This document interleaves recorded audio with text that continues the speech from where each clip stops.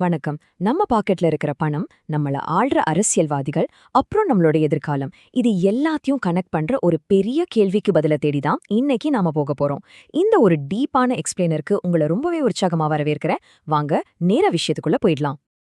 இன்னைக்கு நம்ம என்னென்ன பார்க்க போறோம்னா, செல்வத்தோட மாயை, மார்க்கெட் எப்படி வேலை செய்யுது, 2026ஓட அரசியல், நம்மளோட அடையாளம், அப்புறம் கடைசியா 2030ல வரப்போற ஏஐ யுகத்தை எப்படி சமாளிக்க போறோம். இத பத்தி தான் சுருக்கமா ஆனா ரொம்ப தெளிவா பார்க்க போறோம். சரி, முதல்ல செல்வத்தின் மாயை பத்தி பேசுவோம்.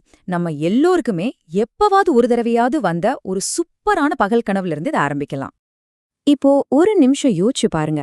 நம்ம நாட்டுல இருக்கிற 100 கோடி மக்களுக்கும் திடீர்னு ஆளுக்கு 40 லட்சம் ரூபாய் கொடுத்தா எப்படி இருக்கும்? கேட்கவே செம ஜாலியா இருக்குல்ல? இப்படி நடந்தா வறுமையே இருக்காதுன்னு நம்ம நிறைய பேர் நினைச்சிருப்போம். ஆனா உண்மையான எக்கனாமிக்ஸ் என்ன சொல்லுது தெரியுமா? ஆமாங்க, 320 லட்சம் கோடி. இது எவ்ளோ பெரிய நம்பர்னு உங்களால இமேஜின் பண்ண முடியுதா? ஒட்டுமொத்த இந்தியாவும் வேணாம், வெறும் தமிழ்நாட்டுல இருக்கிற 8 கோடி பேருக்கு தலா 40 லட்சம் தரணும்னா கூட இந்த பிரம்மாண்டமான தொகை தேவைப்படும். இது நம்ம நாட்டோட மொத்த ஜிடிபியை விட பல மடங்கு அதிகம். சோ மேத்தமேட்டிக்கலா பார்த்தா இது சான்ஸே இல்லாத ஒரு விஷயம். ஒருவேளை சும்மா பணத்தை பிரிண்ட் பண்ணி கொடுத்தா என்ன ஆகும்? அதுக்கு பேர் தான் ஹைப்பர் இன்ஃப்ளேஷன், அதாவது அதீத பணவீக்கம். எல்லார கையிலயும் பல லட்சங்கள் கொட்டி கிடந்தா யாரு விவசாயம் பண்ணுவா? யாரு கஷ்டப்பட்டு வேலை செய்வா? யாருமே வரமாட்டாங்க. அப்புறம் என்ன? 1 கிலோ தக்காளி 1000 ரூபாய்க்கு விற்க ஆரம்பிச்சிடும். பணத்தோட மதிப்பே அப்படியே 0 ஆயிடும். ஓகே, இந்த கற்பனை உலகத்துல இருந்து வெளியே வந்துட்டு பகுதி 2க்கு போலாம். அதாவது ரியல் வேர்ல்டுல உண்மையான மூலதனம், மார்க்கெட் இதெல்லாம் எப்படி வேலை செய்யுதுன்னு பார்க்கலாம். எந்த ஒரு அரசாங்கத்தோட கண்ட்ரோல்லையும் இல்லாத பிட்காயின் கூட மனிதர்களோட மனநிலையிலிருந்தும் உலக அரசியலிருந்தும் தப்ப முடியாதுங்க. இப்போ மே 2026ல இதோட விலை ஏன் 2.1% குறைஞ்சது? ஏன்னா $80,000 தொட்ட உடனே இன்வெஸ்டர்ஸ் லாபத்தை எடுக்க ஆரம்பிச்சிட்டாங்க. அது மட்டும் இல்லாம அமெரிக்க ஃபெடரல் வங்கியோட வட்டி விகித மாற்றங்கள், அப்புறம் மிடில் ஈஸ்ட்ல நடக்கிற போர் பதற்றம் இதெல்லாம் தான் மார்க்கெட்டை முடிவு பண்ணுது. இப்போ இந்த நம்பரை பாருங்க, 17,000 கோடி ரூபாய். எவ்ளோ பெரிய அமௌண்ட் இது! அதானி குரூப் ஏவியேஷன் செக்டர்ல பண்ணிருக்க முதலீடு தான் இது. பெரிய அளவிலான பணம், அதாவது கேபிட்டல் எப்படி ஒரே இடத்துல குவியுது அப்படிங்கிறதுக்கு இது ஒரு கிளாசிக் உதாரணம். இந்த கேபிட்டல் ஆக்சுவலா எப்படி வேலை செய்யுது? இவங்களோட லாங் டேர்ம் ஸ்ட்ராட்டஜியை பாத்தீங்கன்னா ரொம்பவே தெளிவா இருக்கும். 50லேருந்து 60 வருஷத்துக்கு குத்தகைக்கு எடுக்கிறது, 2030 அகமதாபாத் காமன்வெல்த் கேம்ஸை டார்கெட் பண்றது, நவி மும்பை மாதிரி இன்டர்நேஷனல் ஹப் உருவாக்குறது, இப்படி அரை நூற்றாண்டு காலத்துக்கு கேரண்டியா ஒரு கமர்ஷியல் வருமானத்தை லாக் பண்ணிடுறாங்க. இதுதான் லாங் டேர்ம் கேம். சரி, அடுத்ததா 3வது பகுதிக்கு வருவோம். 2026 தமிழ்நாடு அரசியல். மே 4, 2026 அன்னைக்கு வந்த எலெக்ஷன் ரிசல்ட்ஸ் என்ன சொல்லுதுன்னு எந்த ஒரு அரசியல் சார்பும் இல்லாம நியூட்ரலா டேட்டாவை மட்டும் வச்சு அனலைஸ் பண்ணுவோம். ஒரு பக்கம் முதலமைச்சர் மு.க.ஸ்டாலின் அவரோட 50 கால நீண்ட அரசியல் அனுபவம் இருந்தாலும், இன்னொரு பக்கம் நிர்வாக ரீதியான சில விமர்சனங்களும் ஆட்சிக்கு எதிரான மனநிலையும் ஸ்ட்ராங்கா இருந்துச்சு. கிரிட்டிக்ஸ் என்ன சொல்றாங்கன்னா, இந்த வாரிசு அரசியல் அப்படிங்கிற பிம்பமும் நிர்வாக சவால்களும் தான் அவரோட சொந்த தொகுதியான கொளத்தூர்லயே ஒரு எதிர்பாராத பின்னடைவையே கொடுத்திருக்கு. அதே சமயம் இந்த ஒரு அரசியல் வெற்றிடத்தை விஜய் அவங்களோட தவ்வேக்கா எப்படி நிரப்புச்சு? சோஷியல் மீடியா மூலமா ஃபர்ஸ்ட் டைம் வோட்டர்ஸை டைரக்டா அட்ராக்ட் பண்ணது அவங்களுக்கு ஒரு மிகப்பெரிய பிளஸ். அது மட்டும் இல்லாம 40 லட்சம் இலவசம் அப்படின்னு பிராக்டிக்கலா செட் ஆகாததை சொல்லாம இளைஞர்களுக்கு உதவித்தொகை, 20 லட்சம் கல்வி கடன் அப்படின்னு வாக்குறுதிகளை கொடுத்தாங்க. இதனால தான் காங்கிரஸ் அனாலிஸ்ட் பிரவீன் சக்கரவர்த்தி இதை பத்தி சொல்லும்போது, ஆளுங்கூட்டணியோட இந்த தோல்வி புண்ணுல மிளகாப்புடி தூணா மாதிரி இருக்குன்னு ரொம்ப ஓப்பனாவே சொல்லியிருக்காரு.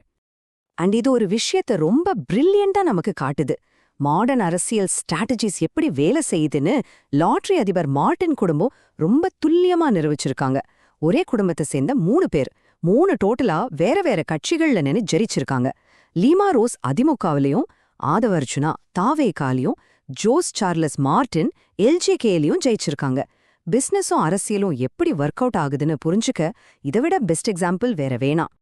இப்போ ஒரு முக்கியமான கேள்வி, நேஷனல் லெவல்ல வீசின மோடியால ஏன் தமிழ்நாட்டுல மட்டும் எடுபடல?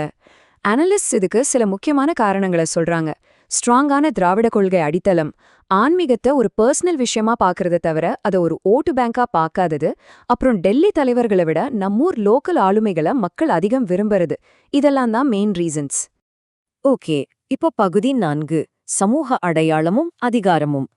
எலெக்ஷன் அரசியலை தாண்டி சமூகத்துல அதிகாரத்தை தீர்மானிக்கிற மொழி, சாதி, மதம் மாதிரி ஆழமான விஷயங்களை கொஞ்சம் பார்க்கலாம். ஹிந்தி திணிப்பு அப்படிங்கறத மக்கள் வெறும் மொழியா பார்க்காம ஒரு அரசியல் அழுத்தமா தான் பாக்குறாங்க. அதே மாதிரி ஜாதியும் மதமும் இன்னைக்கு வரைக்கும் மக்களை பிரிச்சு ஆட்சி செய்யற ஒரு டூலா தான் இருக்கு. ஒரு போலி பாதுகாப்புக்காக மக்கள் இந்த அடையாளங்களை கெட்டியா புடிச்சுக்கிறாங்க. ஆனா நிஜத்துல பணமும் அதிகாரமும் இருக்கிறவங்க தங்களோட டாமினன்ஸை மெயின்டைன் பண்ண இதை ஒரு சீக்ரெட் வெப்பனா தான் யூஸ் பண்றாங்க. அப்போ இந்த அதிகாரத்தை நாம எப்படி தான் பிடிக்கிறது? அதுக்கு கல்வி ரொம்ப முக்கியம். ஆனா நாம குறி வைக்கிற அந்த 60,000 ரூபாய் கவர்மெண்ட் வேலைங்கிறது வெறும் மனப்பாடம் பண்ணி வாங்குற ஒண்ணு. உண்மையான கல்விங்கிறது வெறும் சம்பளத்துக்கானது இல்லைங்க.